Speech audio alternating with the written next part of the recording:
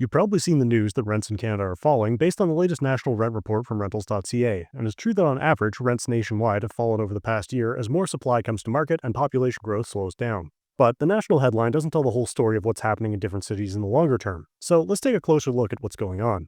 The national trend of declining rents has primarily been driven by the two largest and most expensive markets in the country, Vancouver and Toronto.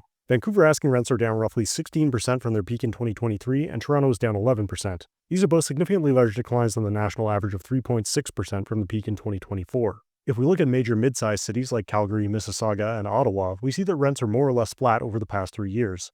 Although Calgary did see a significant increase in 2023, prices have fallen back to the previous levels as more supply came to the market through new construction. However, when we look at cities that have traditionally been the most affordable, like Saskatoon, Edmonton, and Winnipeg, we see that rents have grown steadily over the past 3 years despite the overall national decline. This is part of a broader trend we've seen in the data. As workers become more mobile, people are moving out into smaller, more affordable markets, increasing demand and putting upward pressure on local prices. In the higher cost centers that those people are leaving, like Toronto and Vancouver, we see the opposite effect. When we put it all together on the same chart, you can see an important national trend that isn't obvious from the overall average. Rents in Canada are starting to converge. The most expensive cities are becoming more affordable, and vice versa. In 2023, the difference in rent between Saskatoon and Vancouver was more than $2,000 a month, but now it's only about $1,200. Overall, we are still seeing more supply coming to market and less growth in demand as population growth slows down, but the story is playing out differently depending on where you are in the country.